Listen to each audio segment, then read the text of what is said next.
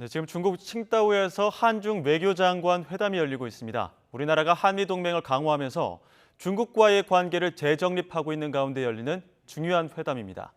또 펠로시 의장의 타이완 방문과 중국의 타이완 봉쇄 훈련의 후폭풍 속에서 타이완 문제도 논의될 가능성이 있어 주목됩니다.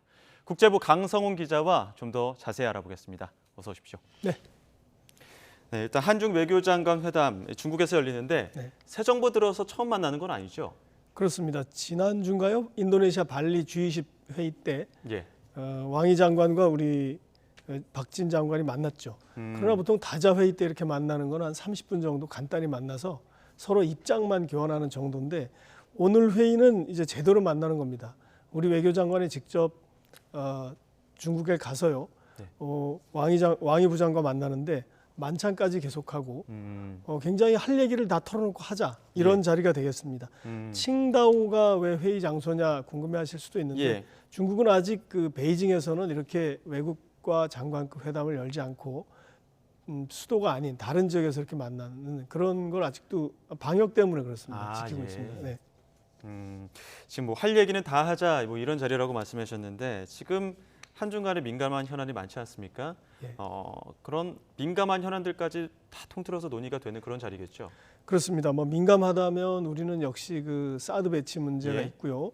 또 거기에 따라서 사드 배치 문제를 해결할 때 나왔던 산불 문제, 미국의 MD에 가입하지 않고 또 한미일 동맹에 우리나라가 참여하지 않고 사드를 추가 배치하지 않는다. 이것이 과연 계속 지켜야 되는 거냐 예. 아니냐 이런 문제가 있습니다. 중국은 이것을 지켜달라는 거고요. 우리나라는 그것은 합의가 아니다 이렇게 계속 주장이 서로 엇갈리고 있습니다. 예. 뭐 우리가 요즘 최근에 많이 하는 그 반도체 취포 동맹, 취포 회의체, 예. 이 회의체에 우리나라가 어떻게 참여할 거냐, 혹은 중국은 또 어떤 입장을 취할 거냐, 이것도 굉장히 쟁점이 되고요.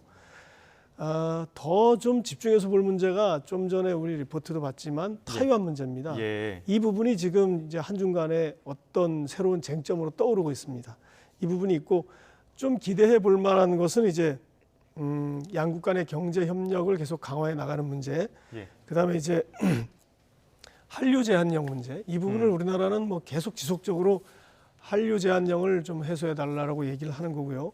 북한핵 문제도 논의될 수 있고 또 24일이 한중 수교 30주년입니다. 그런데 예. 이제 그런 문화 교류 문제, 인문 교류 문제 이런 것도 논의될 수 있습니다. 예.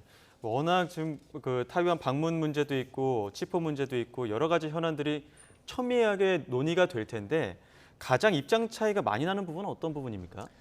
좀 전에 말씀드렸듯이 여러 가지가 다 비슷합니다만은 타이완 문제가 새로 올라왔다는 게 굉장히 중요합니다. 예. 뭐 취포 문제는 이제 뭐 중국은 아무래도 공급망 차원에서 서로 협력을 해야 되지 않느냐 이런 얘기를 하겠고요. 우리 입장에서는 미국의 어떤 이런 요청을 거부하기가 쉽지 않습니다. 미국이 원천 기술을 많이 가지고 있기 때문에 그렇습니다. 예. 뭐 중국이 싫어서라기보다 반도체 산업을 위해서 그렇고요. 또 그리고 뭐 중국이 시장이니까 중국도 무시할 수 없는 건 마찬가지입니다만 굉장히 풀기 어려운 문제고요. 사드 문제도 마찬가지고 산불에 대한 논의도 문제입니다만 계속 말씀드리고 싶은 것은 타이완 문제입니다. 이것이 사실상 외교장관 사이에 처음 다뤄지는 문제가 아닌가 싶습니다.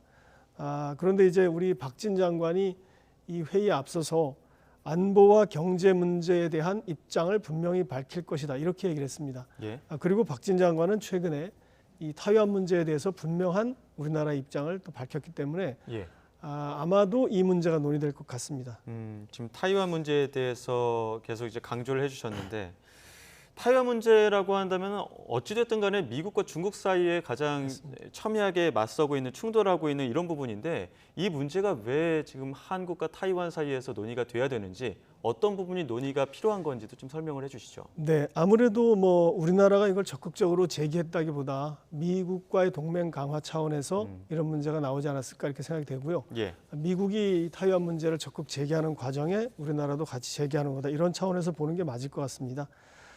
중국은 뭐 하나의 중국 원칙을 지키라라는 입장이고요. 예. 그런데 최근에 아까 말씀드렸듯이 박진 장관이 이 타이완 해협 문제를 좀 강하게 제기한다고 말씀드렸는데 지난주 금요일 5일입니다.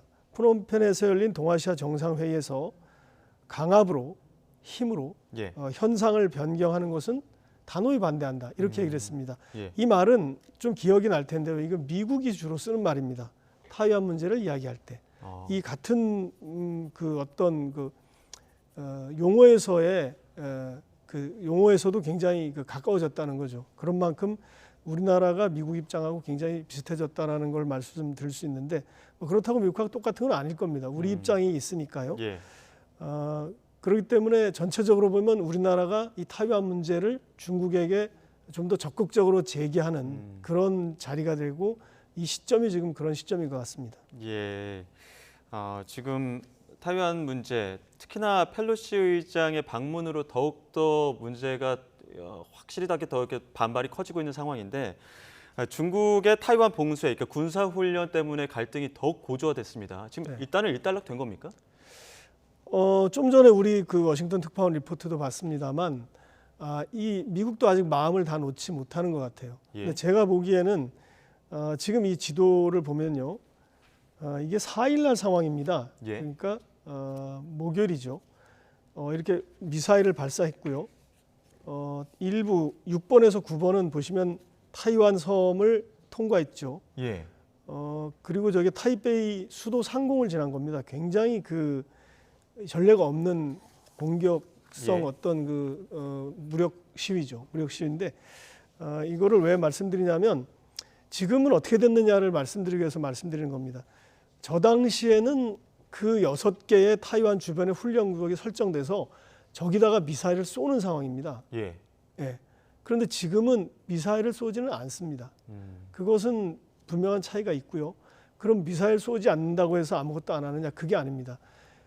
중국군은 이전에도 타이완 서남부 해역에서 서남부의 그 상공에서 계속 지속적으로 반복적으로 그 방공식별 구역을 침범했습니다. 아마도 실탄이나 미사일을 쏘느냐 안 쏘느냐 이 차이가 있는데 지금도 계속했고 제가 올라오기 직전까지 스튜디오에 들어오기 직전에도 뉴스를 보니까 중국 동부정부는 아직도 훈련을 하고 있다 이렇게 발표를 했습니다. 예. 그러나 항행 금지 구역을 설정해서 미사일을 발사하거나 실탄을 쏘지는 않는 그런 상황인 것 같습니다. 예. 네. 애초에 7일에는 군사훈련 종료됐다 이런 소식들이 중국에 들리기도 했었는데 그 네. 이후에 계속 훈련을 계속하고 있습니다. 이게 계속 훈련하는 이유는 뭡니까? 아무래도 이 미국이 지금 저렇게 이 문제에 대해서 마음을 놓지 못하고 있고요.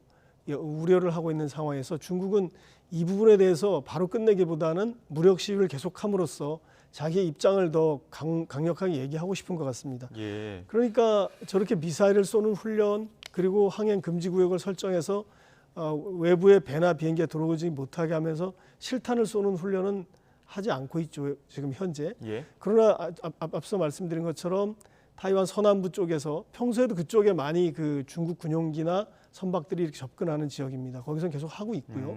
그것은 이제 군사 훈련을 계속하고 있다라고 말하는 거고 하나 더 말씀드릴 것은 지금 마침 지도가 나왔는데요. 장쑤성 레닌황 앞바다에는 저기는 지금 실탄 사격을 한다고 선언이 돼 있습니다. 예. 저기는 지금 항행 금지 구역입니다. 그러나 이제 타이완에서 굉장히 멀어졌죠. 예. 저게 이제 어제부터인가 8월 6일부터네요. 6일부터 15일까지 매일 오전 8시부터 오후 6시까지 실탄 사격 훈련을 한다고 돼 있습니다. 저기서 훈련을 하는 겁니다. 예. 그러나 타이완 주변에서는 이제 미사일을 쏘거나 실탄 사격을 하진 않는 그런 상황인 것 같습니다. 지도 보게 되면은 칭다오 바로 옆이어서 지금 한중 외교장관 회담 열리고 있는 앞에서 실탄 사격이 지금 진행이 되고 있는 그런 상황입니다. 맞습니다. 그러니까 그 부분을 잘 보셨는데 저도 칭다오에서 회의가 열리는데 저기서 실탄 훈련을 예. 하다니 그런 생각을 했습니다. 저기다가 뭐 미사일을 쏠지는 잘 모르겠습니다만 아마 안 쏠 가능성이 많아요. 예. 왜냐하면 저기는 사실은 좌표를 찍어보면 레닌항이라는 중국의 무역항, 뭐 군사항도 되겠습니다만 그 바로 앞이거든요. 예. 그러니까 저기다가 무슨 미사일을 쏘지는 않을 거고요. 다만 저게 칭다오 부근이라는 것이 굉장히 좀 의미가 있는 것 같습니다. 예. 그리고 또 하나는 이제 과연 왜 저기다가 저렇게 실탄 사격 훈련 구역을 정해서 비행기나 그 배가 못 들어오게 했을까 생각을 해보면 이 같은 동부전구입니다. 동부전구입니다. 중국군이 저렇게 5개 지역으로 나눠서 담당을 하고 있는데 예. 동부전구가 자세히 보면 타이완을 담당하는 지역입니다. 예. 네, 아까 그 지도에서 보면 푸젠성에서 미사일이 날라왔고요. 예. 그 안에 장시성에서도 날라왔고 아마 저장성인가 날라왔는지 모르겠는데 그쪽에서 날아오는 겁니다. 대체로 미사일이. 예. 그러니까 그 뜻은 저 해안 지방과 그 동부전구 내륙에 비행장이나 미사일 발사 기지가 있다는 뜻입니다. 거기서 둥펑 미사일을 쏘았고요. 저 장수성 위쪽으로 올라가도 이제 그런 기지들이 있는데 예. 평소에 미군의 정찰기들이 저쪽을 접근 비행하면서 정찰 활동을 합니다. 그러니까 아마도 그런 것을 미리 그 차단하기 위한 것이 아닐까 그런 생각도 해봅니다. 결국 우리 입장에서는 이 타이완 정세가 계속 불안정해진다면 혹은 갈등이 악화한다면 우리에게 과연 어떤 영향이 미칠까? 이 부분이 가장 궁금할 것 같은데 어떻습니까? 맞습니다. 뭐 당장 우리나라에 주한미군이 있기 때문에 타이완에 어떤 유사시 상황이 발생하면 우리나라가 완전히 몰라라 할 수는 없는 상황입니다. 최근에 이제 박진 장관이 이 타이완 문제에 대해서 목소리를 높여서 적극적으로 얘기를 했는데 이 박진 장관 말을 들어보면 이렇습니다. 타이완 해협의 갈등 이것은 공급망 교란 같은 불안정한 상황을 초래한다 이렇게 예. 말했습니다. 뭐 이번에 그 중국이 그 타이완 해협 주변을 봉쇄했을 때 봤듯이요 많은 상선들이 무역을 위한 상선들이 지나가다가 이걸 피해 가야 됩니다. 예. 그런데 이것을 더 강화하면 더 돌아가야 되겠죠. 더 큰 문제가 될 수 있고요. 뭐 항공기도 지금 제대로 못 드나들고 그런 상황인데 공급망에 문제가 있다고 보는 거고요. 특히 이제 우리나라에서 중동에서 오는 원유들 그런 것들에 대해서 걱정을 하고 있는 거고 또 이제 또 하나는 한반도 평화와 안정에도 부정적이다 이렇게 박진 장관이 얘기를 했습니다. 예. 그 뜻은 이제 그 타이완 해협 문제에 대해서 북한도 예민한 반응을 보이고 북한과 중국이 가까워지고 우리나라는 오히려 더 남북의 평화 문제를 얘기하기 어려운 상황이 될 수도 있죠. 예. 뭐 제일 중요한 거는 그 주한미군이 우리나라에 있다는 것 이것이 굉장히 중요한 변수인 것 같습니다. 예. 지금 한중 외교장관 회담 한창 진행 중일 텐데 앞서 말씀하신 것처럼 며칠 전에 박진 외교부 장관이 타이완 문제에 대해서 강도 높게 발언을 했다 이렇게 말씀하셨습니다. 네네. 과거와 많이 달라진 겁니까? 네, 과거와 좀 비교를 해보면요. 사실 이 타이완 문제가 우리나라에서 외교상에서 이게 문제가 된 것, 그것은 문제가 됐다기보다 처음 이게 부각된 게 작년 5월입니다. 작년 5월에 문재인 대통령 시절에 한미 정상회담이 바이든 대통령하고 있었는데 거기서 공동 성명이 나왔는데 거기에 타이완 해협의 안정과 평화가 중요하다라는데 양국 정상이 공통 인식을 했다는 표현이 있습니다. 예. 근데 왜 우리가 타이완 문제를 양국 정상이 표현을 했지? 이런 문제가 다들 이제 궁금했는데요. 그런데 이제 새 정부 들어서도 윤석열 대통령과 바이든 대통령이 서울에서 만났을 때도 이 문제가 다시 거의 비슷하게 언급이 됐습니다. 예. 타이완 문제를 미국이 동맹인 한국이 같이 참여하도록 요청했다라고 볼 수 있는 부분입니다. 그러던 차에 이 이제 새로운 이 타이완의 봉쇄 문제가 나왔고요.